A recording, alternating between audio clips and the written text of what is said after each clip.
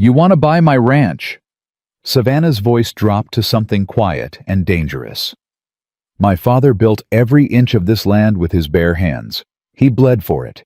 He died still fighting for it.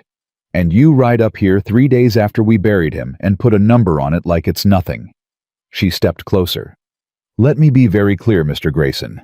You will not have this ranch. Not today, not ever. If a woman standing alone against everything the world threw at her moves something in you, stay with me. Subscribe to our channel, follow this story to the very end, and drop your city in the comments. I want to see how far she travels." The morning her father was buried, Savannah Carter didn't cry in front of anyone. She stood at the graveside with her spine straight and her jaw set, and her hands clasped in front of her like she was holding herself together from the inside out. The preacher spoke. The wind moved through the grass. People pressed her hands and murmured the kinds of things people murmur when they don't know what else to do. "So sorry for your loss, dear. Thomas was a good man. You must be devastated." She thanked each one. She said the right things. She kept her eyes dry. It wasn't until she was alone in the barn that night, sitting on the ground with her back against the stall where her father used to keep his favorite horse, that she finally let it out. Not weeping, just one long shuddering breath, the kind that carries everything inside it. The grief, the fear, the sudden crushing weight of being the only person left. Thomas Carter had built the Broken Spur Ranch with nothing but his hands and his stubbornness. 30 years of work. Every fence post, every water line, every acre of grazing land her father had either built it, bought it, or fought for it. And now, it all belonged to her. She was 24 years old, and the whole world was waiting to watch her fail. It started almost immediately. 2 days after the funeral, Harold Price, who ran the feed and grain store in Cutter's Creek and had been dealing with her father for 15 years, told her plainly that he'd need payment in full before any more supplies went out. "Your daddy always had credit here," Savannah said carefully. "Your daddy's gone." Harold didn't even look up from his ledger. "No offense, miss." She paid in full. She walked out with her head high. She didn't say a word. But the next morning, when 3 of her ranch hands showed up and asked to speak with her, she knew it was only getting worse. They stood in a line in front of the barn, hats in their hands, looking at their boots. The oldest one, a man named Pete, who had worked for her father for 11 years, was the one who finally spoke. "We're real sorry, Miss Carter. Truly we are. But we don't feel right working for a woman. It ain't how things are done out here. We got families to think about." She looked at each of them in turn. "You've got families," she repeated slowly. "And I've got a ranch that just lost its owner, and I'm standing here trying to keep it alive. And you're telling me you can't work for a woman." Pete's jaw tightened. "We mean no disrespect. Disrespect is exactly what you mean, Pete. You just don't have the nerve to call it that." None of them argued.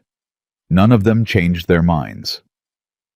By the end of that week, 6 of her 8 hands had quit. The town of Cutter's Creek was not a cruel place exactly. It was simply a place with very firm ideas about how things ought to be. Men ran ranches, women managed households. That was the natural order, and anyone who thought differently was either foolish or looking for trouble. Savannah Carter, in the town's opinion, was both. The whispers started at the general store and spread from there. "She won't last the season. Someone ought to talk some sense into her. Sell the land, move somewhere sensible." Her poor father would be heartbroken if he could see this. Too stubborn, too loud, too much like a man for anyone decent to want her. She heard all of it. Small towns don't really have secrets, just conversations people assume you're not close enough to catch. But Savannah had sharp ears, and she'd grown up here. She knew how voices carried. She let it go. She didn't have time for gossip. She had 2 ranch hands left. Miguel Ortega, who had been her father's foreman for over a decade, and who would have rather died than leave, and a teenage boy named Danny, who needed the work and didn't much care whether his boss wore a dress or trousers. 3 people to run a ranch that needed 10. She rolled up her sleeves and got to work. What nobody in Cutter's Creek understood about Savannah Carter, what they refused to understand, was that she hadn't grown up soft. Thomas Carter hadn't raised her to sit in a parlor and wait for things to happen.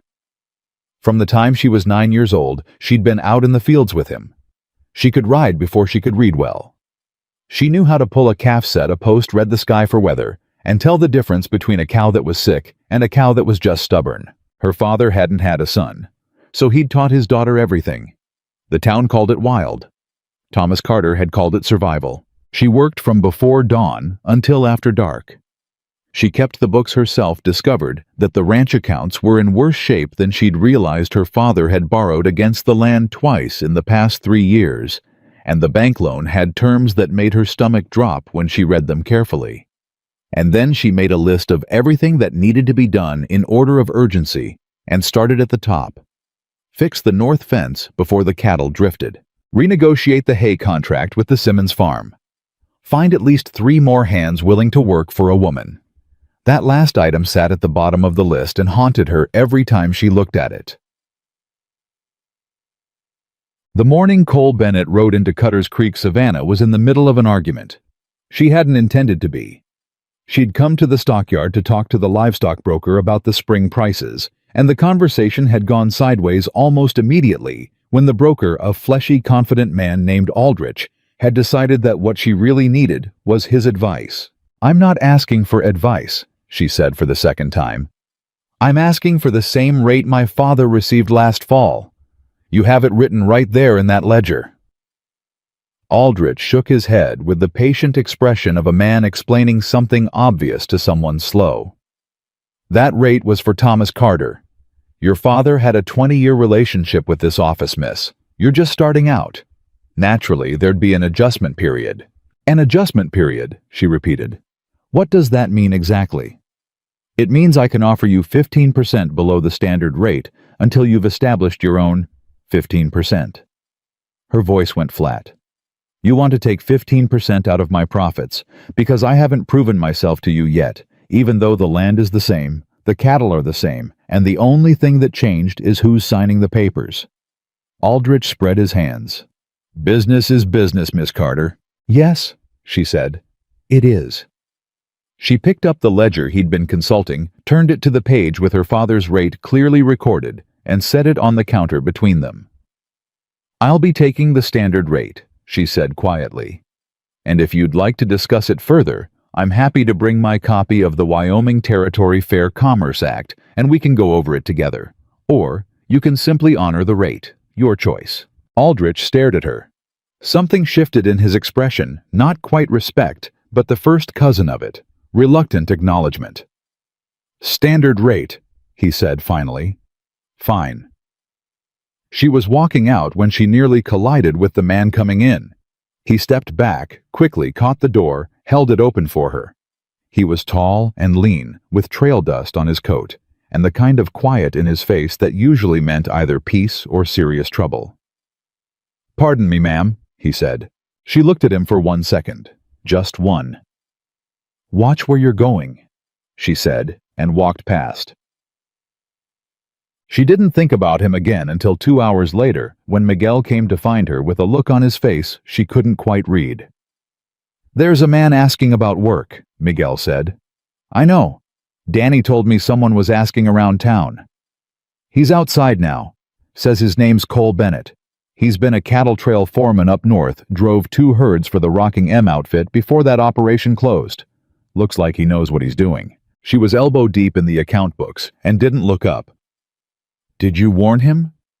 Miguel's mouth curved slightly. "About you. About the situation." "I told him the truth. I told him the ranch has money troubles, that we're short-handed, and that the owner is a young woman who most of the town thinks is either crazy or cursed." He paused. "He said that sounded like a place that needed help." She finally looked up. "He said that." Those were his exact words. She was quiet for a moment. "Send him in." Cole Bennett did not try to impress her. She noticed that immediately. A lot of men, when they wanted something from a woman in a position of authority, turned on a particular kind of charm, too easy, too warm, a little too careful about being agreeable. It was a performance. She could spot it from across a room. Cole didn't perform. He came in, sat in the chair across from her desk when she gestured to it, and answered her questions directly. "Where'd you work before the Rocking Mall?" 2 seasons on the Chisholm with Harland Cross. Before that, I was up in Montana on a horse breeding operation. Why'd you leave Montana? Operation sold. New owner brought his own people. Why'd you leave the Chisholm Drive? Harland Cross is a drunk who makes bad decisions when it matters most. I wasn't willing to lose cattle over someone else's bad judgment. She studied him. He met her eyes without aggression and without deference, just level, honest. "People in town will tell you not to take this job," she said. "People in town told me that on my way in. And I asked them what experience they had running a cattle ranch. None of them had much of an answer." The corner of her mouth moved, just barely. "The work is hard. The pay is fair but not generous. The situation is difficult. I won't pretend it isn't." "I don't need pretending," he said. She looked at him for another long moment. "You start Monday." He stood, nodded once, picked up his hat. He was almost at the door when she said, "Mr. Bennett." He stopped, turned. "Everyone who talks to you about this ranch and about me, they're going to say something. Something about how this won't work. Something about how I'm too this or too that. I need to know right now whether that's going to be a problem for you." He considered the question seriously, the way she was beginning to understand. He considered most things. "Miss Carter," he said, "I was raised by a woman who ran a farm alone for 12 years after my father died. I don't have a single problem you're describing." He left. She sat for a moment in the quiet and realized her shoulders had come down from around her ears for the first time in weeks. He was good. That was the first thing she had to admit to herself. She'd half expected someone with references and no real ability. Men like that existed, especially men who found themselves needing work badly enough to tolerate difficult circumstances. But Cole Bennett knew cattle the way some people know their own family, instinctively, fluently, without having to think. Within the first week, he'd repaired 3 sections of the north fence that had been losing cattle for a month, reorganized the feed rotation so they were wasting almost nothing, and identified 2 cows showing early signs of sickness that would have cost her significantly more if they'd gone unnoticed another week. He didn't ask for approval. He didn't report every small thing. He just worked. Miguel watched him for 3 days before coming to Savannah with a verdict. "He's the real thing," Miguel said. "I know," she said. "You don't seem surprised." "I'm not." She paused. "I'm cautious." Miguel smiled. "Smart." He could still leave. Everyone leaves eventually. Everyone who couldn't handle it left. That's different from everyone.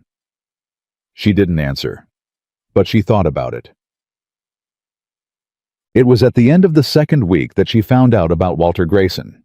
She'd known Grayson existed, of course. Everyone in the county knew Grayson. He was the largest landowner in the region, a man of 60, who had built his empire through a combination of smart investment and a complete absence of scruple. He owned 3 ranches, 2 businesses in town, and had a financial stake in the bank. That last part was the piece that mattered. She found it in her father's papers tucked inside a leather folder she hadn't opened yet, because the grief had made going through his private documents feel impossible. But she made herself do it on a Sunday night when the house was quiet. Grayson had been to see her father 8 months before he died. There was a letter, formal, businesslike, offering to purchase the broken spur at a price that was technically fair but not generous. Her father had written "no" across the bottom of the letter in large, firm letters, and apparently sent it back. 3 months later, the bank had revised the terms of Thomas Carter's loan. Shorter repayment window. Higher penalty for default. She read the letter 3 times. Then she sat very still for a long time. In the morning, she brought the documents to Miguel. "Did my father ever talk to you about Grayson?" she asked. Miguel's face went carefully neutral, the look he used when he knew something he wasn't sure he should say. "Miguel," he sighed. Your father believed Grayson had someone at the bank, someone who was making things harder on purpose. He couldn't prove it. He didn't tell me. He didn't want you to worry. He kept saying he'd find a way to handle it before it became your problem. Miguel's voice was quiet. He ran out of time. She set the documents on the table between them. How much do I owe the bank? Miguel told her. The number was larger than she'd realized, much larger. And the new deadline with the revised terms, was less than 14 months away. We can do it, she said immediately. Savannah, we can do it. If the spring cattle sale goes well, if we cut costs where we can, The bank moved the deadline again, Miguel said quietly. 2 weeks ago. I was waiting for the right moment to tell you. She stopped. What? He spread his hands helplessly. 8 weeks shorter than the original revised terms. I don't know how they justified it, but it's in writing, and it's legal. 8 weeks. She stared at the wall for a long moment. Then she picked up the documents, straightened them carefully, and set them in a neat pile. All right, she said. Then we work faster. She didn't tell Cole about Grayson. Not yet. He was new, and it wasn't his problem, and she was still measuring how much she could trust him against how much she needed him. But Cole Bennett had a way of noticing things without being told. It was 3 evenings later after supper, in that quiet hour, when the work was done and the night was coming in slow, that he found her at the fence line staring out at the cattle with an expression she thought she'd been keeping private. He stopped a few feet away. He didn't say anything for a while.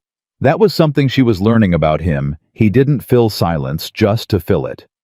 Finally he said, You know when a herd is being pushed, quietly pressured from a direction they can't quite see, yet they get this look, restless, like they know something's wrong but can't name it.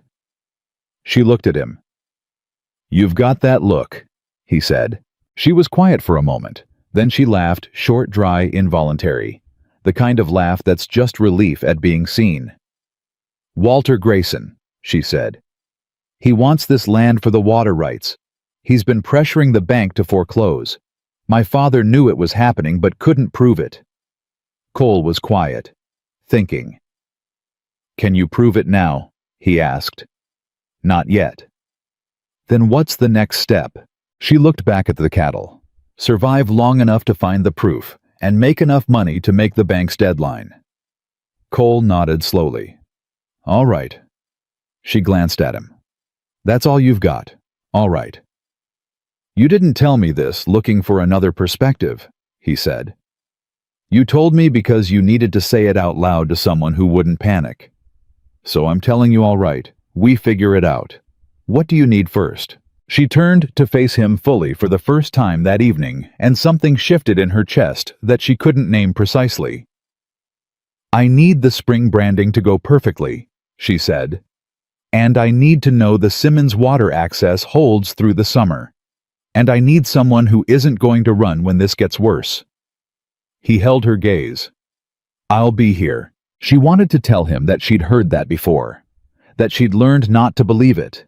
That the smart thing, the self-protective thing was to hold that promise at arm's length until it proved itself real.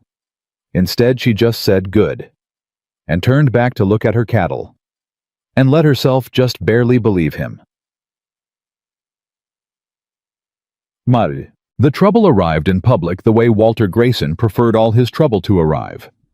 It was a Saturday, the weekly market day, when most of Cutter's Creek gathered in the square.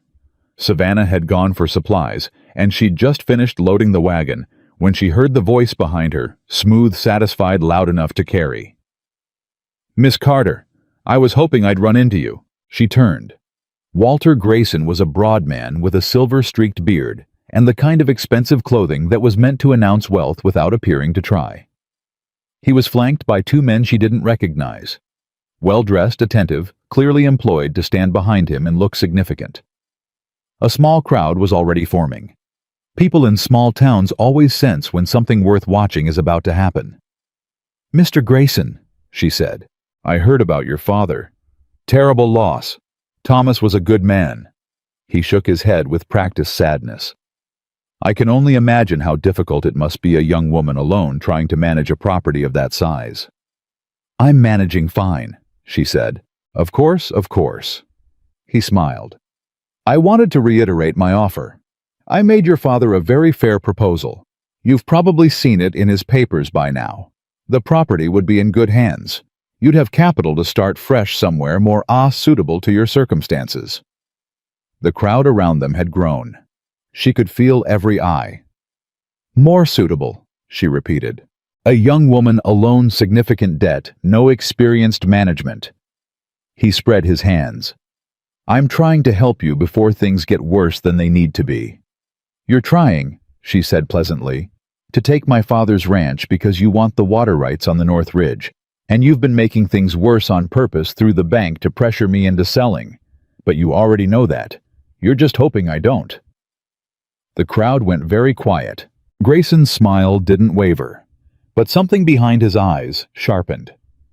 That's a serious accusation, he said softly. It's an observation, she said. An accusation would require me to stand in a courtroom. I'm not there yet. Yet, he repeated. Yet, she confirmed. He looked at her for a moment, really looked the way someone does when they're recalculating. Then he smiled again this time, with less warmth. You've got your father's stubbornness, he said. He didn't know when to take a good offer either. Something inside her went very still. My father, she said quietly, built every inch of that ranch. He didn't know when to take a bad offer dressed up as a good one. That's different. She turned, climbed up onto the wagon, and drove away. Her hands were steady on the reins, every single one. But when she got back to the ranch and saw Cole at the fence gate watching her come in with that quiet, careful attention of his, she pulled the wagon to a stop and sat there for a moment without moving. Bad trip, he said. Grayson made his move in public, she said. Tried to embarrass me into selling.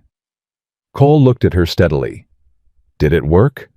She met his eyes. What do you think? He nodded slowly.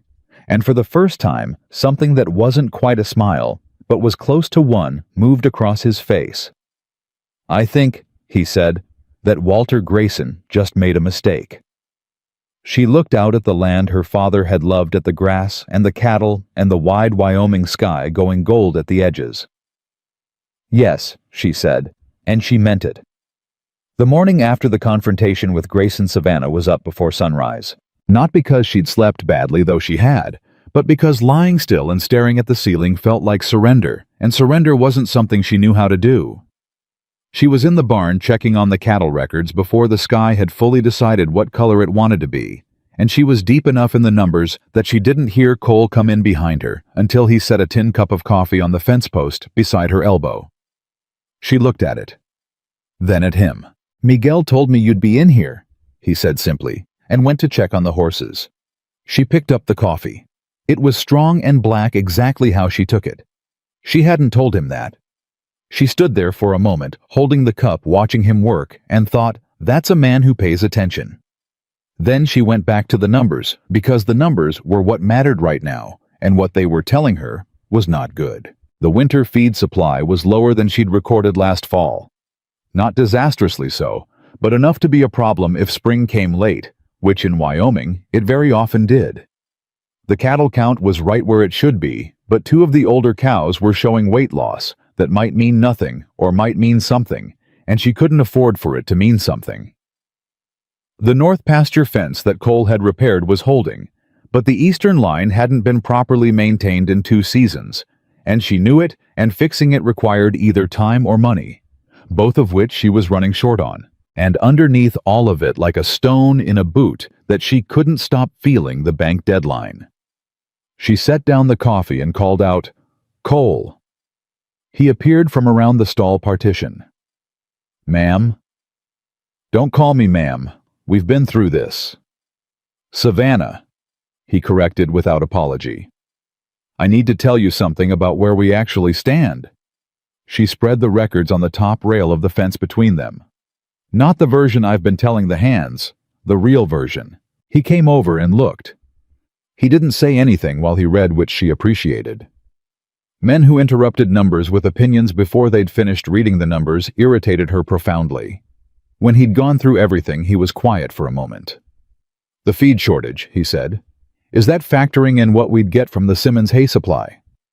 "That's already included." "And the bank deadline?" He paused. "This is the revised deadline, after they moved it." "Yes." He looked at the numbers again, tapped the page once. "It's tight." "It's very tight. But it's not impossible." She looked at him. "I know it's not impossible. I wouldn't be standing here if I thought it was impossible. I'm showing you this because you need to understand what we're working against. If Grayson pushes the bank again and they move the deadline a second time, then we'd need to get the cattle to market earlier than planned," he said immediately. She blinked. "You already thought about that?" "Last night, after you told me about Grayson." He met her eyes without flinching. "I figured if he was willing to use the bank once he'd use it again, so I started thinking about what the backup plan would need to look like." She studied him for a moment. This man she'd hired 2 weeks ago. This man the town had dismissed as a drifter. "All right," she said slowly. "What did you come up with?" They talked for 2 hours. Standing at that fence rail with the record spread between them while the ranch woke up around them, and Miguel arrived, and Danny started the morning chores, and the day gathered itself into full light. Cole had been thinking carefully, and she found with a combination of relief and something that felt almost like irritation, because she wasn't used to it, that his thinking was sound. The core problem was simple to meet the bank deadline they needed: the cattle sale revenue, and the sale revenue depended on the market price at the time of sale, which in turn depended heavily on where and when they sold. The local market in Cutter's Creek was controlled largely by brokers who were, as she had recently experienced, not inclined toward fairness when dealing with a woman alone. "There's a railroad market up north," Cole said. "Junction City. The prices there are running 30–40% higher than what you'd get here." "I know about Junction City. It's nearly 300 miles. "I know that too. Most ranchers don't attempt it without a full crew." "I'm aware." He paused. "But you're thinking about it anyway." She didn't answer immediately. She was quiet the way she was quiet when she was running calculations, and Cole had already learned to recognize the difference between her silence that meant she was done talking and her silence that meant she was thinking faster than she was speaking. "If we drove the whole herd north to Junction City," she said finally, "what's the minimum crew we'd need to do it safely?" He considered. 4 experienced hands minimum. 6 would be better. We have 2 experienced hands, you and Miguel. And Danny. Danny's 16. "Danny's more capable than half the men I've trailed with," Cole said. "But yes, we'd need to hire. Which costs money we don't have to spare. We'd make it back at the Junction City price. More than make it back." She stared at the numbers. "It's a gamble." "Everything out here is a gamble," he said. "The question is whether this is a smart one." Miguel had appeared in the barn doorway at some point during the conversation, and he'd been listening. When they both looked at him, he didn't pretend he hadn't been. 300 miles with a full herd," he said. "That's 5–6 weeks on the trail, maybe more, through mountain passes." "I know Miguel. River crossings, weather unpredictable, and Grayson if he knows you're gone from the ranch." "I know," she said again, harder this time. Miguel spread his hands. "I'm not saying don't do it. I'm saying you need to understand everything it costs." "What it costs if we do it," she said, "or what it costs if we don't." Neither man answered that. They didn't need to. She didn't make the decision that day. She turned it over in her mind for the better part of a week, running the numbers forward and backward, considering every variable she could think of, and a few she had to ask Cole about, because she'd never driven a herd that distance, and he had. In the meantime, life on the ranch continued at the pace that ranch life demanded, which is to say, relentlessly. The 2 sick cows turned out to be something minor, a feed issue easily corrected once Cole identified it. She felt a complicated surge of gratitude that she immediately started trying to tamp down because depending on Cole Bennett's judgment felt like a habit that could get dangerous. She renegotiated the feed contract with the supplier in Rollins, cutting her per-unit cost by 7% through a combination of buying in bulk and being more willing to argue than most customers. The Rollins supplier, a sharp woman named Clara Holt, who had been running her family's feed business for 20 years, looked at her across the counter and said with something that sounded like approval, "You drive a hard bargain for a young woman." "I drive a hard bargain for anyone," Savannah said pleasantly. Clara Holt laughed. "Fair enough. 7% and not a penny more. 8 and I'll sign the full season today." A pause. 7.5.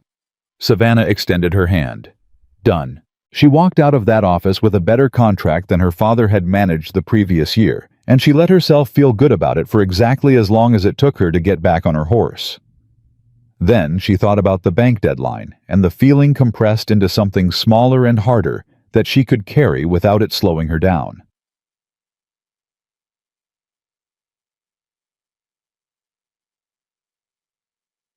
It was a Thursday evening, the third week of Cole's employment, when the next blow landed. She came in from the far pasture to find a letter on the table. Official bank stationery, red wax seal. Her name on the front in the careful handwriting of a man who knew his letter would cause damage and wanted it to look authoritative while doing it. She opened it standing at the table, still in her work coat, still with dust on her boots. The bank was calling in a portion of the loan immediately. Not the full balance, just enough to hurt. A partial payment due within 30 days, framed in legal language that didn't say Walter Grayson's name anywhere but might as well have. She read it twice, set it down, picked it up, and read it again. Then she went out to find Cole. He was at the water trough working on a stuck valve, and he looked up when he heard her coming. Whatever was on her face made him set down his tools immediately. She handed him the letter without a word. He read it. His jaw tightened, not dramatically, not with any performance, just a small controlled hardening that told her he understood exactly what this was. "He's accelerating," Cole said. "He wants me to panic and sell before I have time to think." "Is it working?" She took the letter back from him. "No." "What do you need?" "I need 30 days to figure out how to make this payment without touching the operating capital. And I need—" She stopped, breathed. "I need to figure out if there's any way to prove what Grayson is doing. Because if I can prove it, I can file a complaint with the territorial authority. And if I can file a complaint, the bank might be required to freeze his influence over my account while the investigation runs." Cole was very still. "Can you prove it?" "Not yet." She folded the letter. "But my father's papers go back 12 years, and I haven't finished reading all of them." She read every night for a week. Cole found her twice well past midnight asleep at the desk, with papers still spread around her, and both times he left a blanket over her shoulders without waking her. She discovered this because the blanket was there in the mornings, and neither Miguel nor Danny would have done it. She didn't say anything about it. Neither did he. What she found in those papers took her breath away. It wasn't a smoking gun, not exactly, but it was close. There were 3 letters from the bank spanning the last 2 years, each one tightening her father's loan terms slightly, each one arriving within weeks of a documented interaction between her father and Grayson. There was a note in her father's own handwriting tucked between receipts from 1880 Harold Fitch at the bank. "Grayson's man. I'm certain of it. Can't prove it yet. Harold Fitch was the loan officer managing her account." She sat with that for a long time. Then she went to find Miguel, because Miguel had been here longer than anyone and remembered things that didn't always end up written down. "Harold Fitch," she said. Miguel's face answered before he did. "You knew," she said. "I suspected. Your father suspected. It's not the same as knowing. Has Fitch ever done anything you saw directly?" Miguel was quiet for a moment. "Last year, before your father died. There was a week where I came to the house to talk to Thomas, and Fitch had just left. Thomas was upset, more than I'd seen him in a long time. He told me the bank had found a clause in the original loan agreement that allowed them to reassess the terms under certain conditions. He said it felt wrong, that the clause didn't mean what Fitch said it meant. Miguel looked at her steadily. I don't know law, but I know your father wasn't a foolish man, and he thought he was being cheated. He was being cheated, she said. Can you prove it? I think, she said slowly, that if I can get the original loan documents and compare them to what Fitch has been doing, I can at least raise enough question that the territorial authority would have to look at it. She paused. I need a lawyer. Miguel raised his eyebrows. A lawyer costs money. I know. A good lawyer costs more money. I know that too. She stood up. I'll find the money somewhere. Savannah. Miguel's voice was gentle. You're fighting on 3 fronts at once. The bank payment, the trail drive plan, and now a legal battle. I know how many fronts I'm fighting on, she said quietly. Thank you for keeping count. He was quiet for a moment. Then, what can I do? Tell me everything you remember about every interaction you witnessed between my father and the bank. Every detail. I don't care how small. He nodded. Then you'd better get some paper. Done. She brought the case to Cole the next evening. She didn't know why she did it. He was a ranch hand, not a lawyer, not a business partner in any official sense. But she'd been thinking through the argument she would need to make to a territorial attorney, and she needed someone to poke holes in it. And Cole Bennett had proven himself to be very good at finding the holes in things. He listened to everything. He asked 3 questions. Then he said, the clause Fitch invoked, does the original document define what counts as triggering conditions? She looked at her notes. It says material change in the borrower's circumstances. And what did Fitch say had changed? He told my father that the death of a spouse constituted a material change. Your father's wife had been dead for 14 years. She stopped, looked up. My mother died in 1868, she said slowly. And the original loan was signed in 1875. She felt something click into place so hard it was almost audible. The loan was signed 7 years after my mother died. Fitch invoked a change in circumstances that had already happened before the loan even existed. Cole nodded once. That's not just dishonest, she said. That's fraud. It's fraud, he agreed. She sat there for a moment, feeling the weight of it shift from something pressing down to something she could pick up and carry forward. I need to get to Cheyenne, she said. There's a territorial attorney there, a man named Beaumont who takes on cases against financial misconduct. My father mentioned him once. How long would you be gone? 4 days, maybe 5? She looked at him. I need you to run the ranch while I'm gone. He met her eyes. Done. She didn't say thank you. She wasn't sure she needed to. Something had shifted between them in the past 3 weeks, not in any way she could point to directly. No single moment she could mark, but shifted nonetheless. Like ground that looked the same on the surface, but had settled into something more solid underneath. She went to Cheyenne. She found Beaumont. The attorney was a small, precise man in his 50s with wire-rimmed glasses and the particular energy of someone who had spent decades being underestimated and had made a very comfortable career out of it. He listened to her for 20 minutes without interrupting, which she took as a good sign. When she finished, he was quiet for a moment. You're describing a pattern of coordinated financial coercion, he said. The difficulty is demonstrating the coordination. Grayson's name appears nowhere in the bank documents. It wouldn't, she said. He's too careful for that. So what you have is circumstantial. What I have is a timeline that would look extremely suspicious to anyone willing to look at it honestly. Beaumont studied her. You're asking me to file a complaint with the territorial authority on the basis of suspicious timing and an improperly invoked loan clause. I'm asking you to file a complaint that forces an investigation, she said. Because once there's an investigation, Grayson can't keep using the bank as a weapon without drawing attention to himself. The complaint buys me time. Another pause. Longer this time. "The fee for my services," he said carefully, "would be—" "I know what your fee is," she said. "I asked around before I came here. And I'll pay it. Half now, half when the complaint is accepted." He took off his glasses and polished them, which she suspected was what he did when he was actually impressed, but didn't want to show it immediately. "Miss Carter," he said, "you remind me of someone." "Who?" "A client I had about 10 years ago. Widow. Rancher. Trying to fight a cattle baron who'd been stealing her water rights through a series of fraudulent easements." He put his glasses back on. "We won." She felt something unknot in her chest. "Then you know how this works," she said. "I do." He extended his hand. "Let's begin." She rode back to Cutler's Creek with the first real piece of good news she'd had since her father died, and she arrived to find Cole waiting at the gate with an expression that made her pull the horse up short. "What happened?" she said immediately. "Grayson's men came by yesterday." She went still.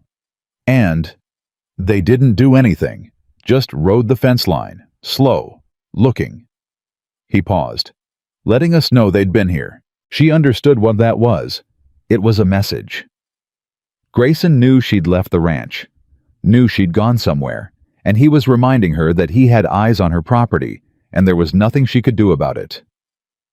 She looked past Cole, at the fence line, at the land, at the late afternoon light going long across the grass. "Let them look," she said. Cole waited.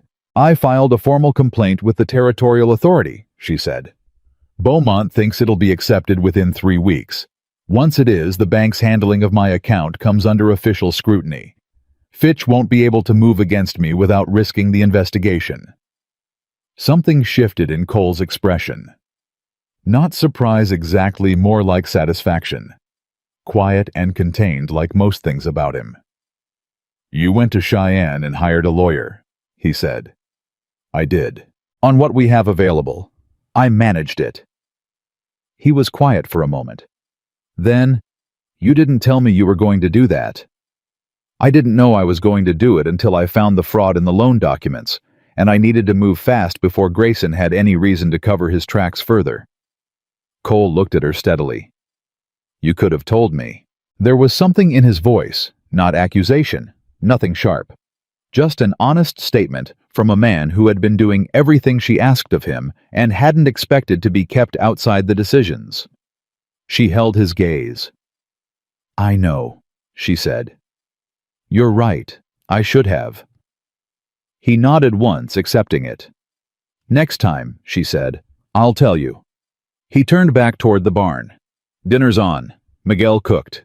She stood there for a moment after he walked away, watching him go, feeling something she wasn't ready to name yet. She'd had people work for her. She'd had people help her. She'd had people who meant well, and people who were just collecting their wages. She had never had someone who made her feel less alone in a fight, without once making her feel like she owed him anything for it. She wasn't sure what to do with that. She went inside to eat. 3 days later, the second large blow landed, and this one came from a direction she hadn't anticipated. Danny came running from the road at mid-morning, breathless, with a look on his face that made Savannah set down what she was doing and straighten up. "There's men in town," he said, "from the Cattlemen's Association. They're saying the eastern grazing route is going to be reclassified, some kind of territorial land survey. If it goes through—" "Which route?" she said sharply. "The one that runs through Cutler's Creek to the northern market." She felt the blood leave her face. Just for a second. Just long enough to understand what she was hearing. The route to Junction City. The route the trail drive would need to use. If that route was reclassified, restricted access, new fees, legal complications she'd need months to untangle, the entire plan collapsed. She looked at Cole. He was already thinking. She could see it. "Is this territorial level or county?" he said to Danny. "The man was saying county," Danny said. "County Land Commissioner."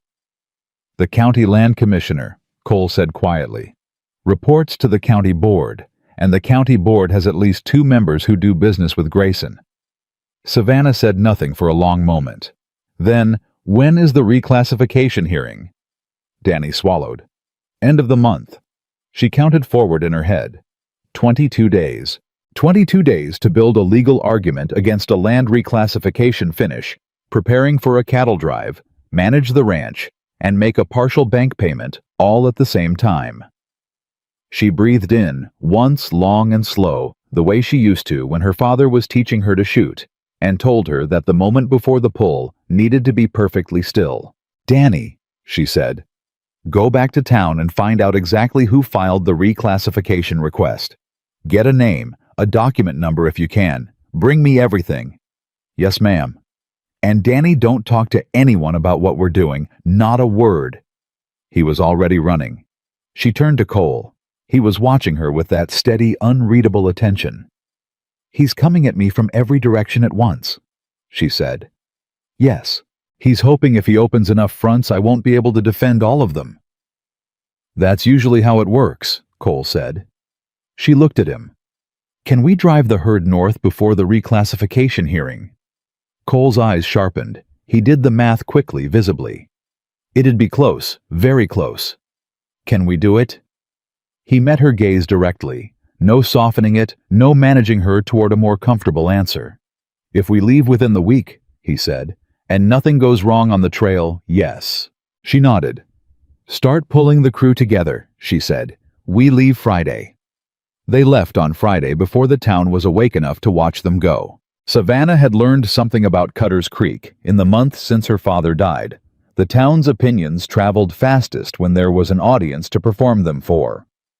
If she moved quietly before anyone had a chance to gather and comment and predict disaster, she could get 3 hours down the road before the gossip machine even started turning. So they moved in the gray hour before dawn. Cole up front reading the ground, Miguel on the left flank. Danny and 2 hired hands brothers named Roy and Cal Dutton, experienced and laconic and willing to work for a woman without making it a conversation, pushing the rear. And Savannah on the right flank, exactly where she'd told Cole she would be, which had produced a brief argument the night before that she'd won on the grounds that it was her cattle and her drive, and she would ride where she was most needed. Cole had looked at her for a long moment after she said that. Then he'd said, "Right flank," and gone back to checking the supply wagon. She counted the herd as they moved. 214 head. 214 reasons to get to Junction City before the reclassification hearing, before the bank moved again, before Grayson found another lever to pull. She didn't look back at the ranch house.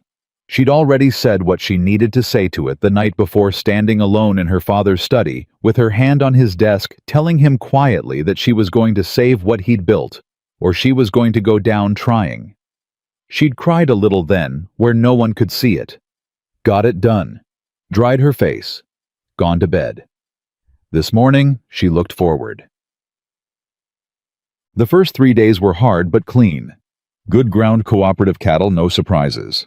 Roy and Cal Dutton turned out to be everything their references had promised. They communicated in a kind of shorthand with each other that required almost no words.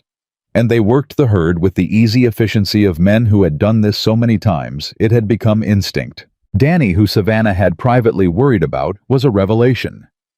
The boy was tireless in a way that made her feel slightly ashamed of her own exhaustion at the end of each day. He could read the cattle's mood before they acted on it, and twice he caught drift patterns that would have cost them time, and positioned the herd back on course before anyone else had to redirect. She told him so the second evening around the fire. "You've got good instincts," she said. Danny turned red to the roots of his hair. "My dad used to say cows are just people who forgot how to lie," he said. "Watch what they do instead of what they look like doing, and you'll mostly know what they're thinking." Cole across the fire looked up from the coffee he was nursing. "Your dad was right." Danny looked like he might actually float away with happiness. Savannah made a note Cole Bennett knew how to give a compliment in a way that landed like a fact rather than a performance. That was rarer than it should have been. On the 4th day, the weather changed. It didn't announce itself, it never did out here. 1 hour the sky was high and clear, and the next it was the color of a bruise along the northern edge, moving toward them with the particular purposeful speed that meant serious trouble. Cole pulled up beside her without ceremony. "Thunderstorm, big one. Coming in from the northwest, maybe 2 hours. We need to shelter the herd. There's a draw about 4 miles ahead. I rode this route 2 years ago. It's protected enough to hold them through a storm if we can get them in before it hits. 4 miles in 2 hours with a full herd. If we push now. She didn't deliberate. Push, she said, and wheeled her horse around to signal the flanks. What followed was 2 hours of the most controlled chaos she'd ever ridden through. The cattle felt the weather coming, and they didn't like it. Animals know things before people admit to knowing them, and keeping them moving in the right direction while they were being tugged by instinct. In 3 other directions, required every person on the drive working without pause or error. Cole rode like he was part of his horse, cutting off breakaway cattle before they'd fully decided to break reading the herd's movement, like he was reading a sentence he'd already memorized. She watched him when she could spare the attention, and thought, this is what it looks like when someone is genuinely built for something. They made the draw with 20 minutes to spare. The storm hit like a wall. Thunder that didn't roll but cracked right overhead, sudden and absolute. Rain that came sideways, lightning that turned the world white for a split second at a time. The cattle pressed together in the draw, shifting and nervous, and for an hour all 5 of them rode the perimeter in the rain, keeping the herd calm through sheer persistent presence, riding close, speaking low, holding the line. Savannah was soaked through to the skin within 10 minutes, and she didn't think about it once. When the storm finally moved east and the rain thinned to a drizzle, and then to nothing, she pulled up and looked at the herd. All 214. Not a single head lost. She let out a breath she'd been holding for an hour. Roy Dutton materialized beside her, rain dripping from his hat brim. Not bad, he said in the particular tone of a man who thought it was actually quite good and wasn't willing to say so directly. Not bad, she agreed. Cole found her an hour later when the camp was set and the hands were eating. She was sitting slightly apart, inventorying the supplies. Some of the food stores had taken water damage, and she needed to know how bad it was. He sat down across from her. We lost about 4 days' worth of the dried meat. Everything else held. I know. I was just finishing the count. She set the ledger aside. We're still on schedule if we move at the same pace tomorrow. We will. She looked at him. He was still damp from the rain, sitting easy with the settled quality he always had. Like difficulty didn't unsettle him so much as focus him. You've done this before, she said. Driven cattle through weather like that. A few times? Were you scared? He considered the question without dismissing it, which she appreciated. Not scared. Alert. There's a difference. Scared makes you slow. Alert makes you sharp. My father used to say that, she said quietly. Cole didn't say anything.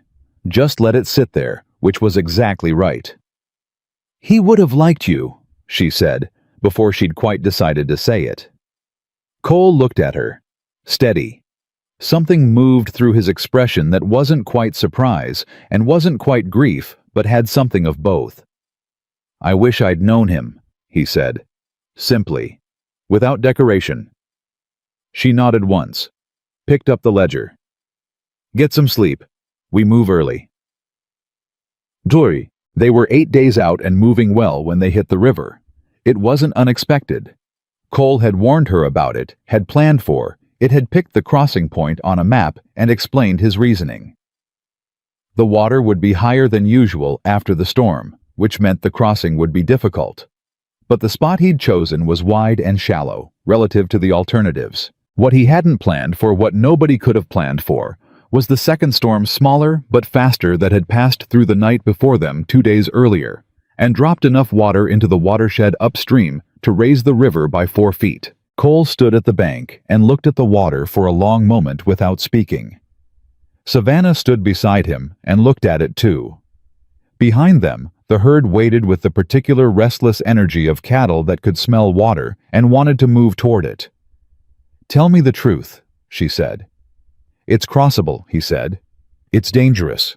We'll lose some cattle. We won't lose all of them.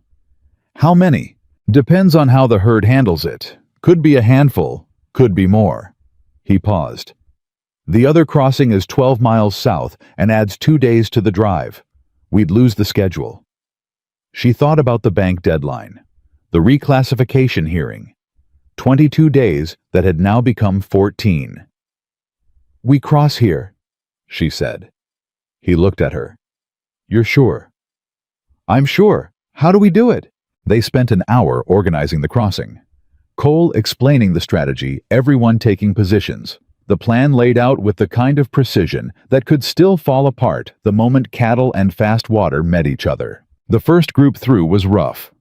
2 steers turned sideways in the current and panicked, and for 10 brutal minutes, it looked like they might take the animals on either side of them.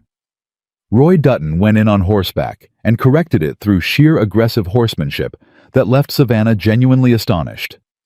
1 steer was lost, pulled downstream and gone before anyone could reach it. The middle groups were better. Experience running ahead of them, everyone calmer, the system working. It was near the end of the crossing, when most of the herd was safely through and everyone had loosened by a fraction, that it happened. A section of the far bank gave way. Just a shelf of mud undercut by the high water, not visible until the weight of moving cattle hit it. It collapsed sideways into the river, and the cattle that had just climbed out stumbled back, and the noise and the sudden chaos sent a wave of panic back through the animals still crossing. And Savannah, who had been riding the midsection to guide the last group through, was directly in the path of 2,000 pounds of terrified cattle changing direction in fast water. Her horse lurched. She felt the current take the horse's legs from under it. For 1 second, she was in the saddle, and the next second she wasn't, and the river was cold and loud, and had its arms around her with absolute indifference to anything she wanted. She went under once, came up, got one hand on the saddle horn and lost it. The current was moving her downstream faster than she could fight it, and she understood in a very clear and very calm part of her mind that this was serious, genuinely, life and death serious, and that understanding did not make her panic, but made her focus down to a single point, find something to hold. She heard Cole before she saw him.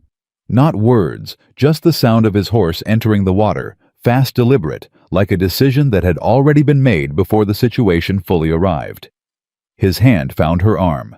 Not searching, not reaching around, just there, certain and strong, closing around her forearm, with the grip of someone who had already decided she was not going into that river further. He pulled. The horse held its footing in a way that seemed impossible, and then seemed like simply the result of a very good rider asking an exceptional animal for something extraordinary. She got a hand on the saddle.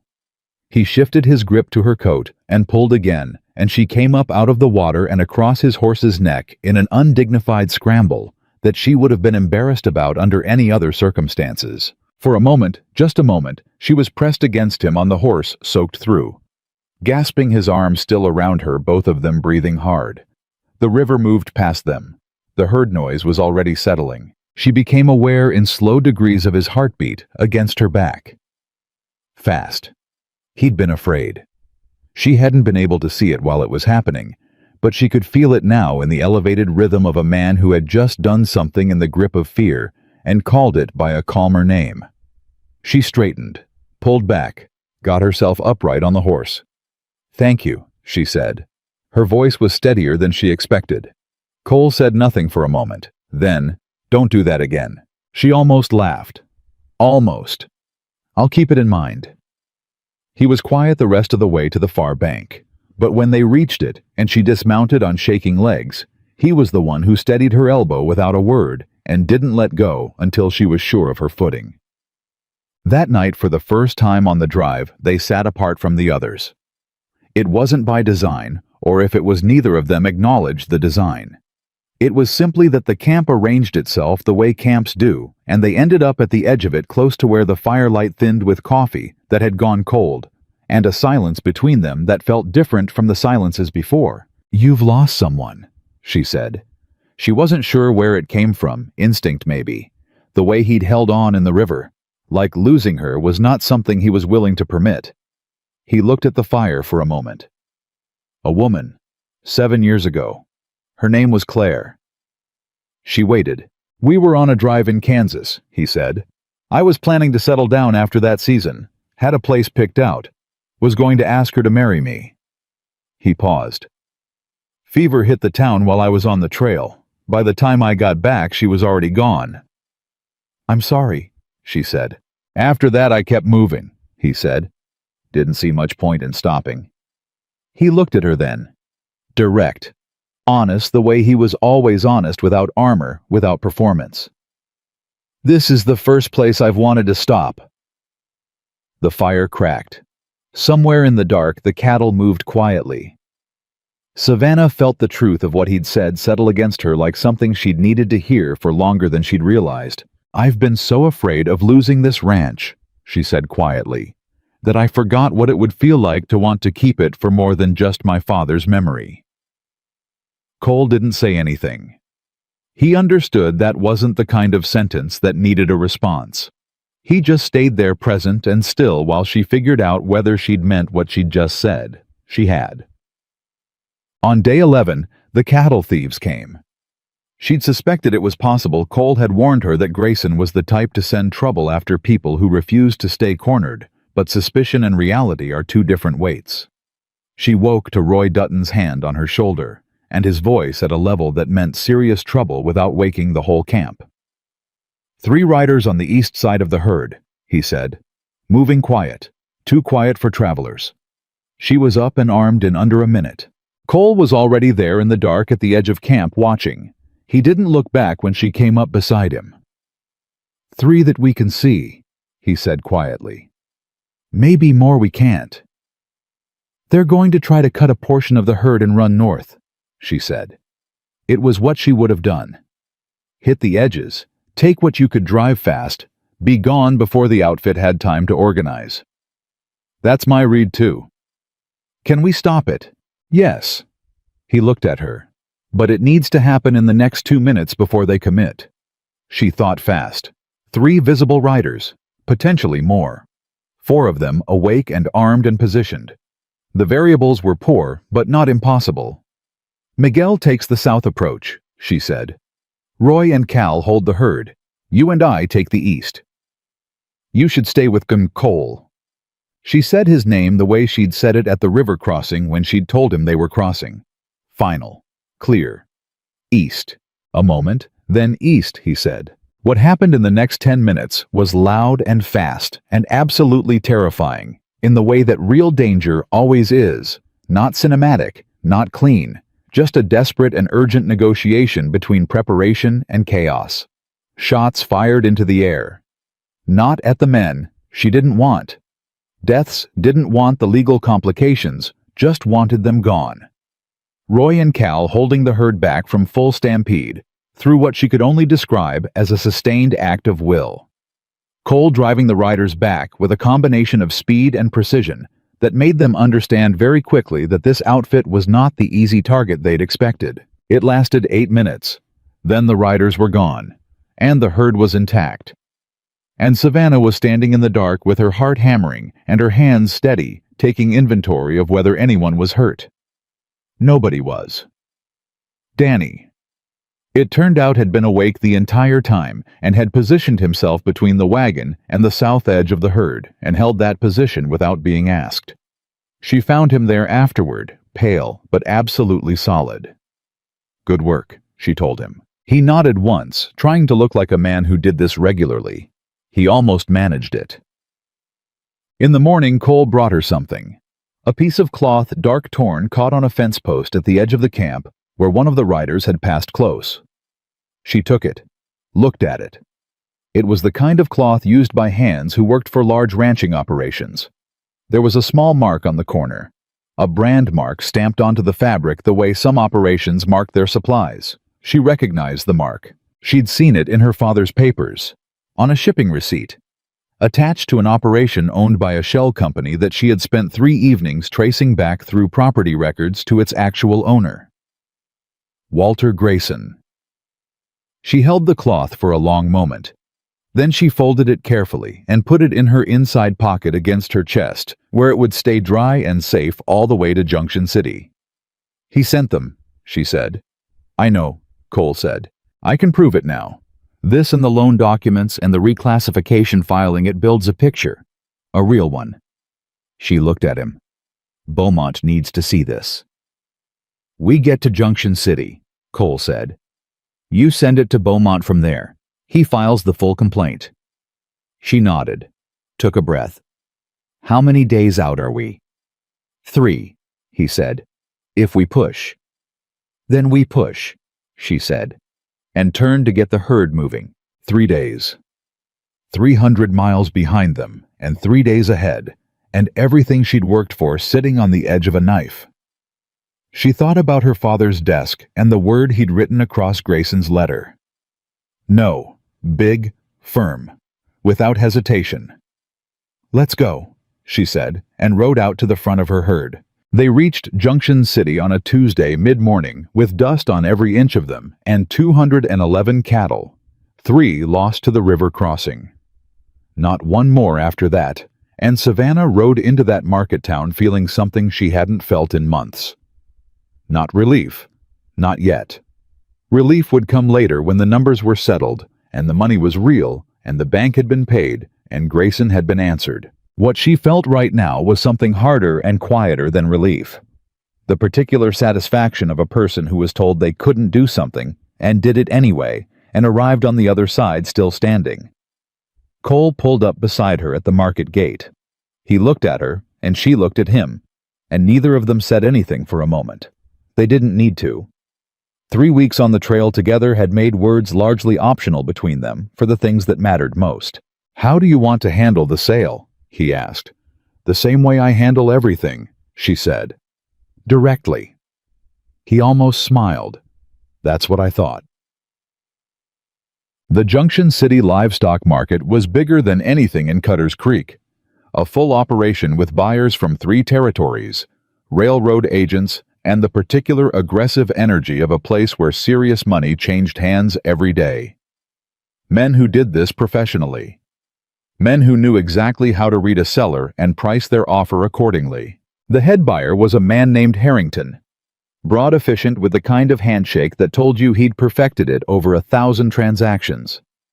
He came out to look at the herd personally, which was a good sign, and he walked the line with the practiced eye of someone who knew cattle the way surgeons know anatomy. 211 head. He said more to himself than to her. Good weight. Trail fit.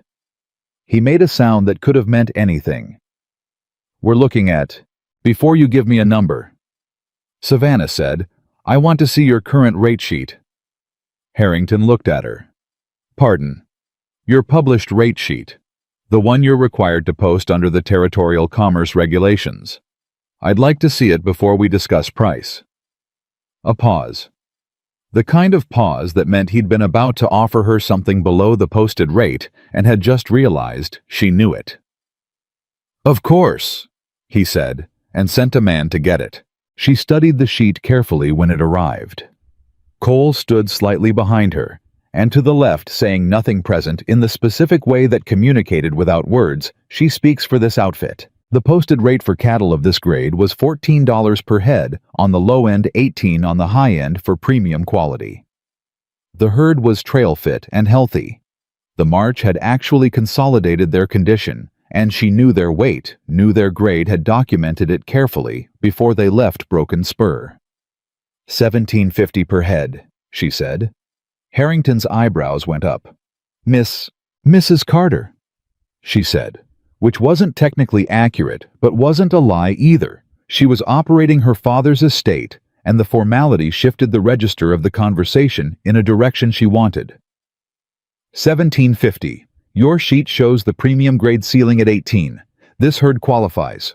I have documentation. I'd need to verify.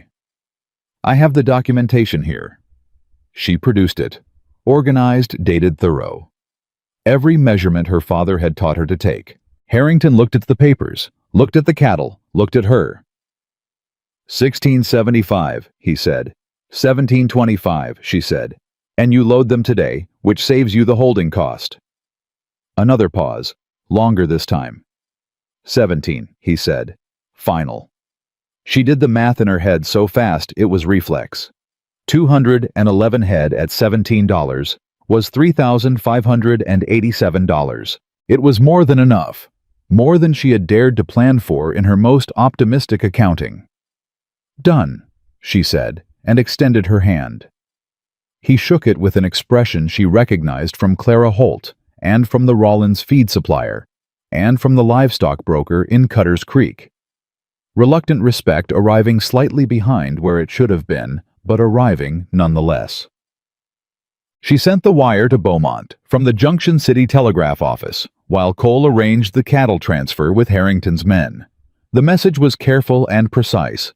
She'd drafted it 3 times in her head on the trail, and she included a detailed description of the cloth fragment with the brand mark and her documentation of its connection to Grayson's Shell Company. Beaumont's response came 4 hours later, while she was eating her first hot meal in 3 weeks at a restaurant table that wasn't a flat rock. She read it once. Then she set it down on the table and stared at the wall for a moment. Cole across from her watched. "Good news or bad?" "The territorial authority accepted the complaint," she said. "2 days ago before we even arrived. Beaumont moved faster than I expected." "That's good. It gets better." She picked up the wire again. "Harold Fitch resigned from the bank yesterday morning." Cole went still. He resigned before the investigation formally began, which Beaumont says is itself legally significant. It looks like consciousness of guilt. "The bank's board has suspended any action on my account pending review of all transactions Fitch was involved with." She set the wire down again, carefully. "Grayson can't use the bank against me anymore, not while the investigation is active." Cole was quiet for a moment. Then, "He's going to come at you another way. I know." She picked up her coffee. "But he's lost the bank, and he's going to find out about the cattle sale. And when he does the math, he'll know the foreclosure route is closed." "That makes him more dangerous, not less," Cole said. "Cornered men make bad decisions." She looked at him. "Let him make them. Bad decisions leave evidence." They rode back towards Cutter's Creek with the payment receipt in her inside pocket next to the cloth fragment and the wire from Beaumont folded behind both of them. She felt like a woman carrying 3 weapons she hadn't had 3 weeks ago. The trail home was easier without the herd. They moved fast, the 5 of them stopping only when the horses needed rest. Danny had grown visibly over the course of the drive, not in height exactly, though possibly that too, but in the way he carried himself. He'd come out as a 16-year-old boy, and he was riding home as something closer to a man, and Savannah told him so plainly on the second day back. He turned the same color he always turned when she said something direct to him. "I just did what needed doing," he said. "That's exactly what I mean," she said. Roy Dutton, riding nearby, made a sound that in his vocabulary constituted high praise. The twist came on the 4th day of the return journey when they stopped in the small town of Millhaven to rest the horses and resupply. There was a man waiting at the livery stable. She didn't know him, mid-40s, trail-worn, with the careful eyes of someone who had spent time around legal proceedings. He was holding a sealed letter with her name on it. "Miss Carter," he said. "I've been following your route for 2 days. My name is Edward Cass. I'm an investigator working with Attorney Beaumont in Cheyenne." She took the letter but didn't open it yet. "Why follow us, instead of waiting in Cutter's Creek?" "Because what I need to tell you is something Beaumont thought you should know before you arrive home," he said. "Walter Grayson filed a counter-complaint 3 days ago. He's claiming that you conspired with a former bank employee to falsify loan documents in your favor." She stared at him. "He's claiming I corrupted Fitch. He's attempting to flip the narrative before the investigation can establish the actual direction of the corruption." Cass's voice was professionally neutral. "It's a common tactic. Accuse the victim of the crime before the crime can be properly attributed. Can he make it stick? That depends on what your attorney can establish about the timeline and the origination of the fraud." He paused. "It also depends on whether you have anything that ties Grayson directly to Fitch. Not through the bank, directly. A communication, a payment, anything." She was quiet. Cole beside her said nothing, but she felt him waiting. "The cloth fragment," she said to Cass. "The one from the men who attacked us on the trail. Can that be connected to the counter-complaint? If it ties Grayson to the attack on a legitimate cattle drive, it speaks to his pattern of criminal behavior which supports the original complaint, which undermines the counter-complaint," Cass said. "But you'd need more than circumstantial brand identification. You'd need a witness." She thought, running backwards through 3 weeks of trail, through every conversation, every face, every moment. And then she thought of something. "One of the riders," she said slowly. "When we turned them back, there was a moment just before they ran where one of them shouted something to the others. I was too far away to hear it clearly, but Danny was closer." She turned. Danny was standing 4 feet away, listening with the focused attention he brought to everything. "Danny," she said. "The rider. The one on the east side closest to you, when they were leaving." "Did you hear what he said?" Danny's brow furrowed. He was not the kind of person who spoke until he was sure. She waited. "He said a name," Danny said finally. "When he was telling the others to go, he said, 'Tell Grayson we couldn't hold them.' Something like that. Close to that."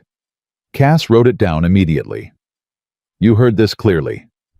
"Close enough," Danny said. "I was maybe 30 feet away. Sound carries at night." Cass looked at Savannah. "A witness testimony placing Grayson's name in communication with the attacking riders significantly advances the case." He paused. "It's not conclusive alone, but combined with the pattern established in the loan documents and the timing of Fitch's resignation, it's enough to make the counter-complaint look like exactly what it is," she said. "A desperate move." "Yes," Cass said. "I believe it is." She opened Beaumont's letter that evening. It was longer than the wire had been, and more detailed, and it told her 3 things she hadn't known. First, the bank's internal audit triggered by Fitch's resignation had already uncovered 2 other accounts in the county, where the same pattern of term manipulation appeared. Both were smaller ranchers. Both had sold their properties at below-market prices to a buyer whose identity, when traced, connected to one of Grayson's shell companies. Second, the territorial authority had issued a formal notice to the county land commissioner that the grazing route reclassification was under review pending the investigation and had suspended the reclassification hearing indefinitely. Third, and this was the one that made her sit down and read it twice. A man named Peter Aldridge, a former clerk at the bank who had been quietly dismissed 8 months ago, had contacted Beaumont voluntarily after seeing notice of the formal complaint. Aldridge said he had documentation. He said Fitch had made him destroy certain records 3 years ago, but that Aldridge had kept copies hidden because he'd known the day would come when someone pushed back hard enough to make it matter. She sat with the letter in her hands for a long time. Outside the window of the small inn room, she could hear Cole talking with Cass about the route back the timeline, what to expect when they reached Cutter's Creek. His voice was low and even, the way it always was. That particular steadiness that she had come to understand wasn't the absence of feeling, but its discipline. She thought about what he'd said at the campfire. The woman named Claire.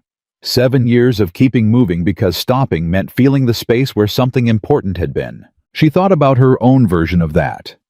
Not grief exactly, but a different kind of closing off the decision made somewhere along the first terrible weeks after her father died, that needing people was a liability she couldn't afford. That independence meant doing it alone. That asking for help was the same thing as admitting she couldn't do it. She'd been wrong about that. She could see it clearly now from the distance of 3 weeks and 300 miles. She folded the letter, went downstairs. Cole was outside, and when she came through the door, he looked up. "Beaumont has a witness," she said. "A former bank clerk with copies of the original records. It's over for Grayson." Cole looked at her steadily. "Not quite over," he said. "But close." "Close enough," she said. He studied her face. "You okay?" She thought about saying, "Yes, fine. Let's talk logistics." That was her reflex. That was the version of herself she'd been performing for 6 months. Instead, she said, "I will be." He nodded. That was all. But the way he nodded, accepting it, not pushing, not trying to fix it, was exactly what she needed. "Thank you," she said, "for the whole drive. For everything." He looked at her with an expression she was only beginning to learn how to read. "You did this," he said. "I helped. That's different." "It's not that different," she said quietly. He held her gaze for a moment. Then, "Get some sleep. We ride early." They arrived in Cutter's Creek on a Friday afternoon, which meant the main street was busy with the week's end activity, and there was no arriving quietly the way they'd left. People saw them coming before they reached the edge of town, and by the time they rode down the main street, there was an audience assembled on both sides, whether they'd intended to be an audience or not. She rode straight-backed, dirty from the trail. Payment receipt in her pocket and evidence in her saddlebag, and 3 weeks of the hardest work she'd ever done sitting in her bones like something she'd earned. She saw Grayson almost immediately. He was standing outside the bank, of course he was, with 2 of his men and the particular posture of someone who had expected a different outcome and hadn't yet adjusted his expression to account for the one that had actually arrived. She pulled up, looked at him directly. "Mr. Grayson," she said. He recovered quickly. He was a man practiced at recovering. "Miss Carter, I heard you were making a cattle drive." He said it with the tone of someone who had expected to be saying something different right now. "I hope it went well." "It went very well," she said. "The herd sold at $17 per head at Junction City Market. The bank payment is fully covered, and I believe you've received notice from the Territorial Authority about the investigation." His jaw tightened, almost imperceptibly. "I've received notice of a frivolous complaint, yes. Peter Aldridge contacted my attorney," she said, watching his face, "with the original records."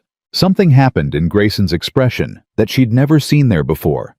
It moved through quickly. Shock, then calculation, then the controlled mask snapping back into place. But it was there, unmistakable. He knew who Aldridge was. He knew exactly what those records contained. "I don't know what you're referring to," he said. "Yes, you do," she said quietly. "And so does the Territorial Authority.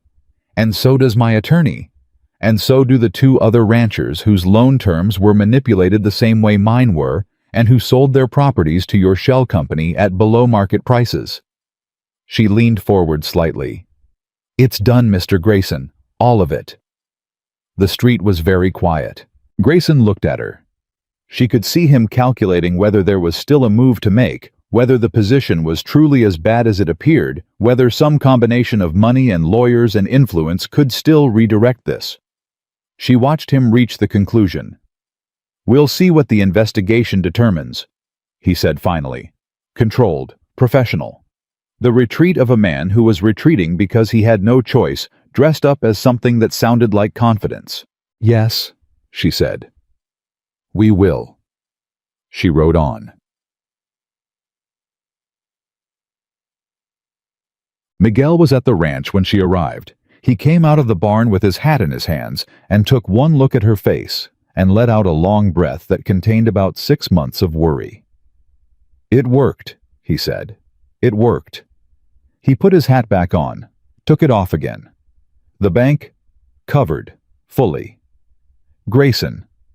Under investigation. His counter-complaint won't survive Aldridge's testimony. The reclassification. Suspended indefinitely. Miguel stood there for a moment processing all of it. Then he looked past her at Cole, who was dismounting nearby, and then back at her. "Your father," he said, and stopped, cleared his throat. "I know," she said softly. "He would have—" Miguel stopped again. "I know, Miguel," he nodded. Put his hat on firmly the way a man does when he's decided to stop being emotional and get back to work. "The north fence needs checking, and one of the water lines on the east pasture was giving trouble while you were gone. Tomorrow," she said. "Tonight we rest." He nodded again, went back to the barn, She stood in the yard of her father's ranch, her ranch, and looked at the land that had nearly been taken from her by a man who thought that money and patience and a willingness to cheat quietly were enough to dismantle 30 years of another person's life's work. He'd been wrong. She heard Cole come up beside her. He stood there without speaking, looking at the same land she was looking at. "What happens now?" he said. Not urgently, just an honest question. "Now," she said, "we build it into something even he would never have been able to take." Cole was quiet for a moment.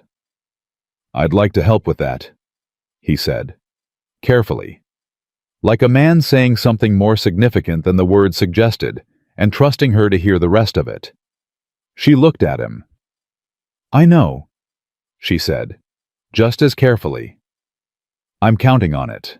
The sun was going down over Wyoming long and gold the way it did when it was taking its time. She let herself stand in it, without moving, without planning the next thing, without counting what still needed to be done. Just for a moment, just long enough to feel that she was still here, that she had held on, that the ranch had not fallen. Winter came and went and didn't break them. That was the first thing Savannah noticed about the season after the drive. How different it felt to face the cold, with the debt cleared and the bank silent, and the investigation running its course in Cheyenne like a slow, unstoppable river finding its level. Previous winters had felt like something to survive. This one felt like something to use. She spent the cold months doing what her father had always said the smart ranchers did when the land rested she planned. She hired 3 more hands good ones recommended by Roy Dutton, who had gone back to his regular circuit but sent word that his brother Cal was looking for steady work if she wanted him. She wanted him. Cal Dutton was quieter than his brother and twice as reliable, and he slotted into the rhythm of Broken Spur like he'd been there for years. She expanded the breeding records her father had started cross-referencing them with market data she'd been collecting since Junction City, building a picture of which bloodlines produced the best trail weight and which ones looked good in the pasture but lost condition under pressure. She wrote letters to 2 ranchers in Montana who ran operations she'd read about in the Territorial Agriculture Report, asking specific questions about their winter feeding strategies. Both wrote back. One of them, a woman named Helen Marsh, who had been running her family's spread for 15 years, wrote back 3 times, and the correspondence became something Savannah looked forward to in a way she hadn't expected. Cole saw the letters on the desk one evening and picked one up to look at the return address. "Helen Marsh. I've heard of her operation. Good reputation. She knows things about winter feeding that nobody around here is doing," Savannah said. "I'm going to try her rotation system in the east pasture this spring." He set the letter down. "You're building something different from what your father had." She considered that. "I'm building what he had as a foundation. The structure on top is mine." He looked at her with that expression she'd learned to read over the months, the one that wasn't quite a smile, but was what happened in him just before one. "Good," he said simply. The investigation concluded in February. Beaumont sent a full written report rather than a wire, which told her before she even opened it that the outcome was substantial.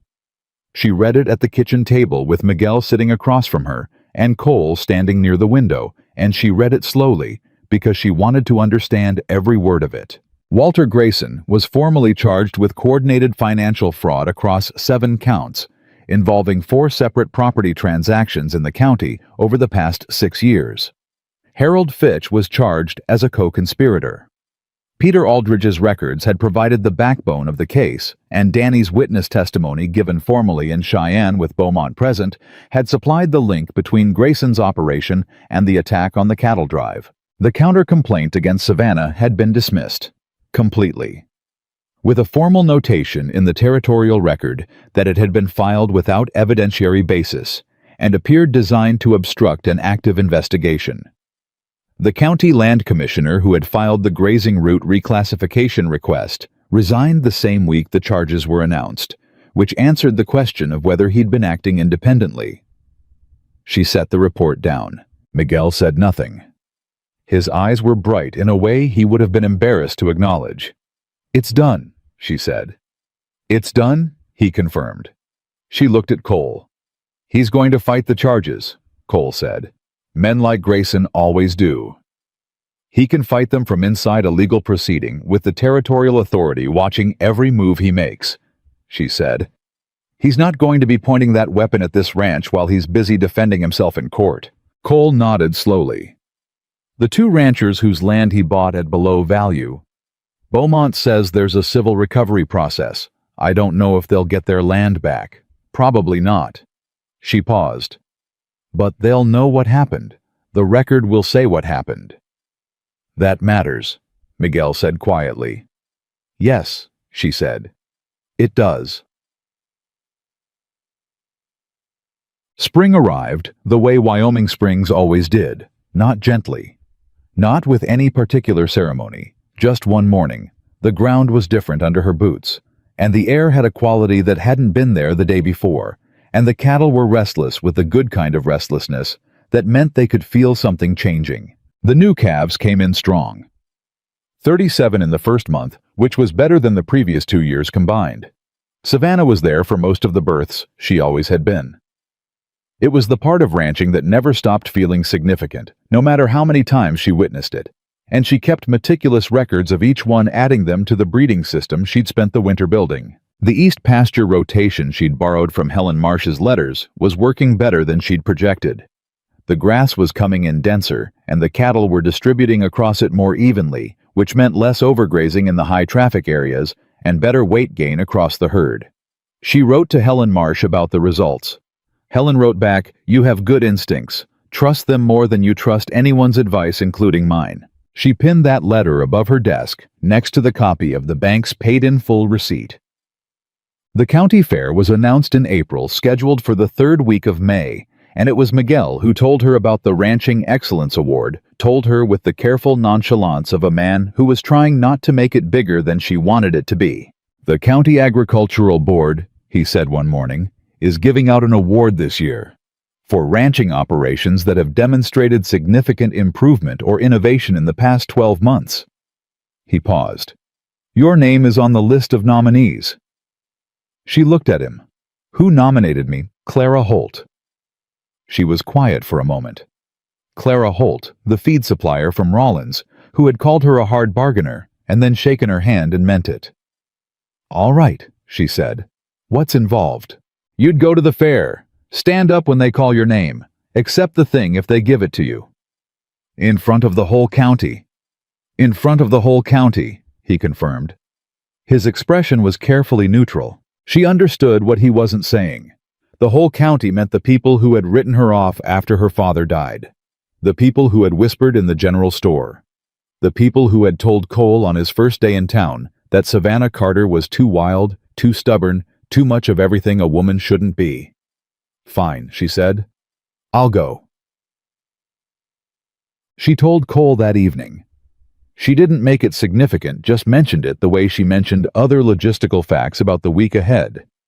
He listened. Then he said, "You nervous?" She looked at him. "No." "You're a little nervous." "I'm not." She stopped. Exhaled. "Maybe slightly." "Because of the people." "Because standing in front of people who decided who I was before they knew anything about me and having them look at me differently now feels—" She searched for the word. "Strange," he said. "Complicated," she said. "I don't need their approval. I didn't need it then and I don't need it now. But there's something—" She stopped again. "Something that wants them to see it anyway," he said quietly. "Not for their sake, for yours." She looked at him for a long moment. He had a way of locating the true thing inside what she was trying to say, and naming it without making her feel exposed. She'd been learning slowly, and with some resistance, to stop being startled by it. "Yes," she said. "Something like that." "Then we'll go," he said. "And they'll see it." The day of the county fair was warm and clear, and Cutter's Creek turned out the way small towns do for their annual events, fully enthusiastically, with the kind of communal energy that made the whole place feel larger than it usually did. She arrived with Cole and Miguel and Danny, who had grown another inch since the drive, and was now taller than Miguel, a fact Miguel noted with theatrical dismay every time they stood next to each other. The fair was loud and crowded, and smelled like food and animals and cut grass, and for a little while she let herself just be in it, walking through the stalls talking to the ranchers she'd come to know over the winter, watching Danny spend 20 minutes trying to win something at a ring toss that he was never going to win. Cole walked beside her the way he always did. Not behind her, not in front beside. She'd noticed it months ago, and it still struck her every time. It was such a specific choice, so different from the way most men positioned themselves relative to her, either ahead establishing direction or behind deferring in a way that still felt like management. Cole just walked next to her, like they were two people going the same direction, because they both wanted to go there. She ran into Harold Price at the dry goods booth, Harold who had demanded payment in full the week after her father's funeral, who had looked at her like she was already failing. He saw her before she could redirect, and there was a moment where they were looking directly at each other, and there was nowhere to go. He cleared his throat. "Miss Carter." He paused. "I heard about the investigation. Grayson and all that." Another pause. "I may have been there, may have been times this past year where I wasn't as fair as I should have been in my dealings with you." She looked at him steadily. There were. He had the grace to hold her gaze without flinching. "I'm sorry for that." She considered him. Harold Price was not a cruel man, she'd always known that. He was a small man, in the way that had nothing to do with his size. He followed the shape of whatever the town believed until someone bent that shape into something different. "Thank you, Harold," she said, and moved on. Cole beside her said nothing. But she felt the quiet acknowledgement in him, the recognition that she'd handled it with exactly the right amount of grace and exactly the right amount of refusal to pretend it hadn't happened. The awards were given out in the early afternoon from a platform set up near the center of the fairground with the county agricultural board chairman doing the announcing. There were 6 awards in total: Best New Crop Yield Livestock Innovation Water Conservation, 2 others, and Ranching Excellence last. She stood in the crowd while the chairman went through the earlier categories, listening with one part of her attention and feeling the strange suspended quality of the moment with the rest. Around her, the county gathered people she'd known her whole life, people who had watched her father build this ranch, people who had watched her inherit it and predicted it wouldn't last the season. When the chairman called her name, the applause was genuine. That was the thing that caught her off guard. Not scattered or polite, but real full from a crowd that had watched what happened over the past year and had apparently revised its conclusions. She walked up to the platform, accepted the award from the chairman, who said something about innovative breeding practices and operational resilience, and the kind of management under pressure that the county's ranching community could learn from. She thanked him. She turned to face the crowd. They were looking at her. All of them. She was quiet for a moment, not from nerves, but from the specific feeling of a person standing at the exact intersection of where they came from and where they were going, feeling both at once. She opened her mouth to speak, and from somewhere to her left, a woman's voice, she didn't know who's never found out, said quietly, clearly enough to carry, maybe she wasn't too wild after all. She heard it. The crowd heard it. There was a ripple of something not quite laughter, not quite murmur, as people processed what had been said and what it meant.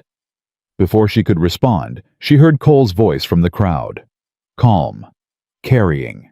Without any of the self-consciousness she might have expected from a man who generally preferred not to speak in public.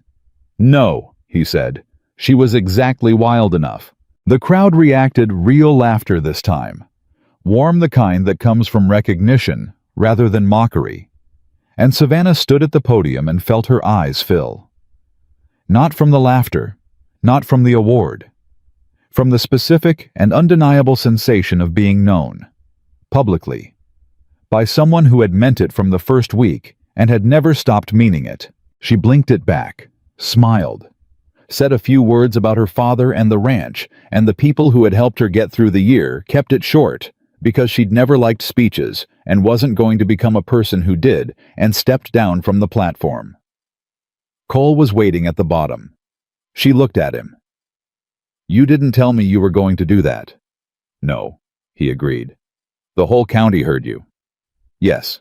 She shook her head, but the expression on her face made the gesture mean something other than displeasure. You're impossible. You've said that before, he said, and you keep not meaning it. The evening settled in slowly, the way May evenings do in Wyoming, long and unhurried, the light going through a whole sequence of golds before it finally decided to be done. The fair wound down around them, and the crowd thinned, and eventually it was just the four of them, her and Cole and Miguel and Danny, walking back through the quieting fairground toward where the horses were tied. Miguel engineered a reason to walk ahead with Danny, which she noticed and did not comment on. She and Cole walked through the thinning noise of the fair, and for a while neither of them spoke, and the silence was the comfortable kind, the kind built from months of working beside each other and learning that not every moment needed to be filled. Then Cole said, "I need to tell you something." She looked at him. His tone had changed, not dramatically, not with any performance, but the quality underneath the words was different, more deliberate, like a man who had been deciding how to say something for longer than just today. "All right," she said. He stopped walking. She stopped with him. "When I rode into Cutter's Creek," he said, "I was passing through. That was genuinely what I intended. Stop for a week, maybe two. Find temporary work. Move on when the next thing pulled." "I know," she said. "I've been moving that way for 7 years," he said. "Since Claire. I told myself it was who I was now. That the moving was the point." He paused. "I was wrong about that. I just needed to find somewhere that made stopping feel like gaining something instead of losing it." She was very still. "This ranch," he said. "This place. You." He held her gaze with the directness that had been one of the first things she'd noticed about him and one of the last things she'd stopped guarding against. "I stopped moving because I wanted to. Not because I had to. That's the first time that's been true in a long time." The last of the fair noise drifted past them and was gone. "Everyone who came through this year," she said quietly, "wanted me to become someone easier to manage. Someone who would be grateful for a low offer and take it. Someone who needed saving." She paused. "You never once treated me like someone who needed saving." "You didn't," he said. "No," she agreed. "But I needed someone to stand next to me while I did it myself." She looked at him. "That's what you did. Every day. Without being asked and without keeping score." He was quiet. "I fell in love with you somewhere on a cattle trail in the middle of a thunderstorm," she said, "and I've been being careful about it ever since because careful is what I know how to do." Something moved through his expression.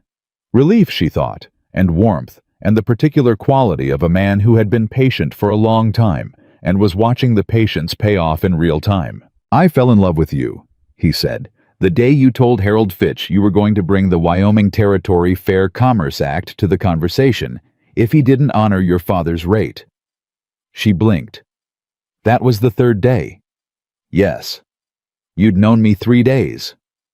"Sometimes 3 days is enough," he said.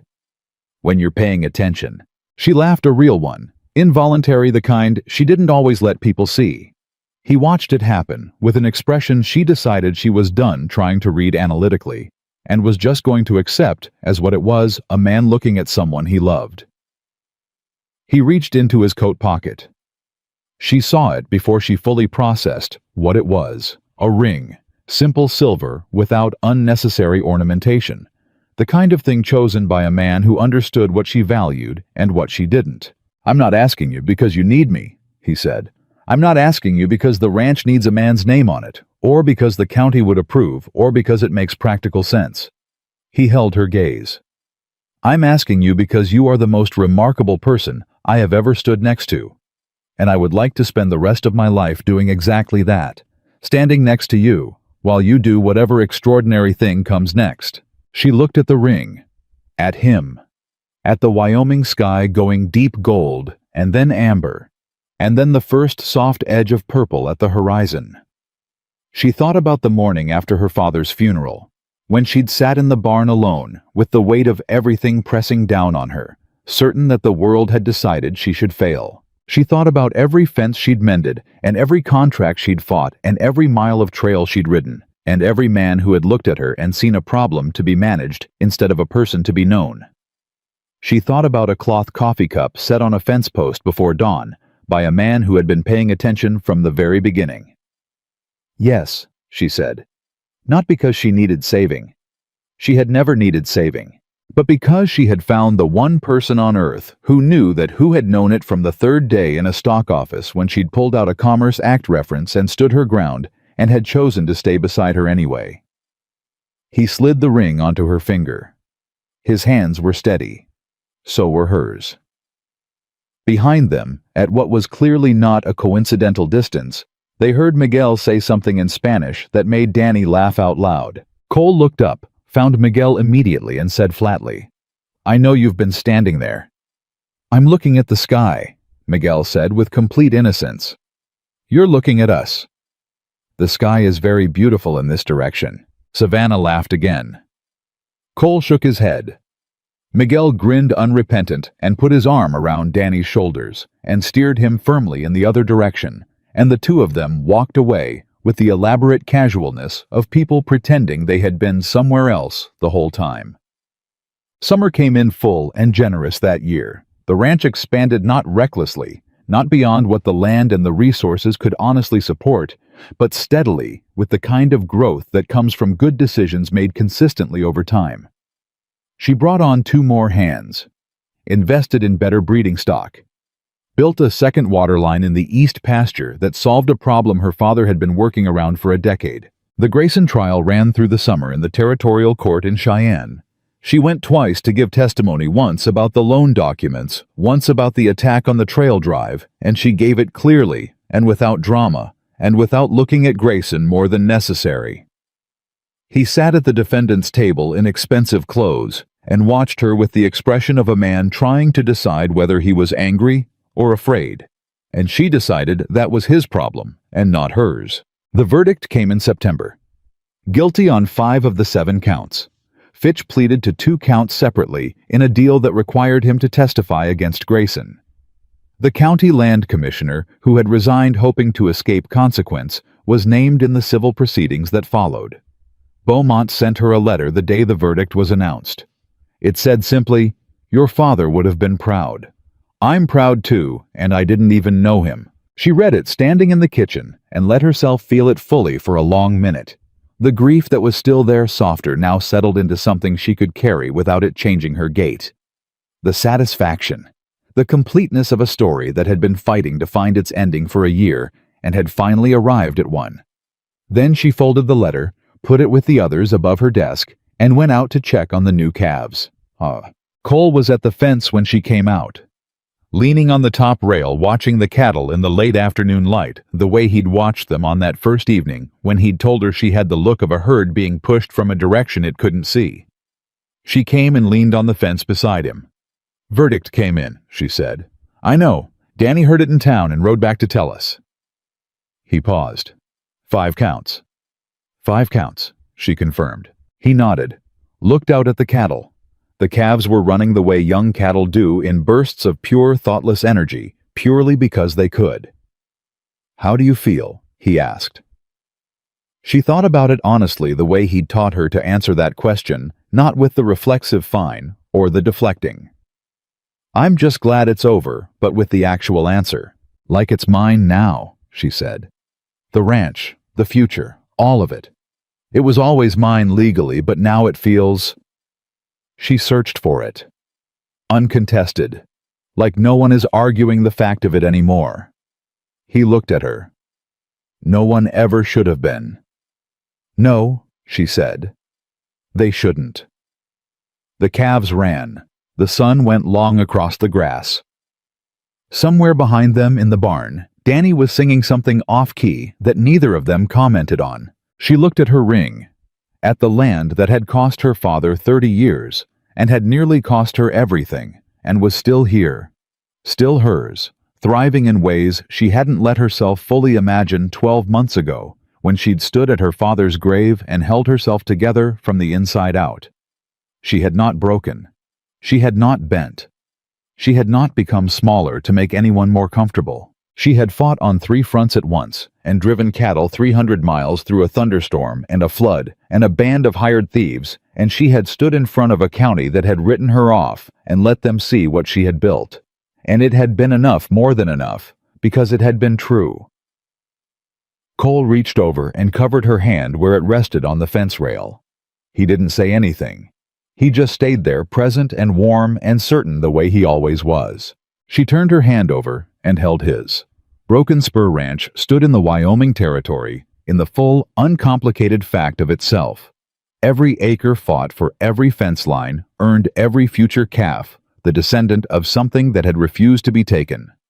And the woman who ran it stood at her own fence in the late afternoon light with her debts cleared and her enemies answered, and her hand in the hand of the man who had seen her clearly from the very beginning. She had not needed saving. She had needed someone who knew the difference, and she had found him. That was enough. That was everything.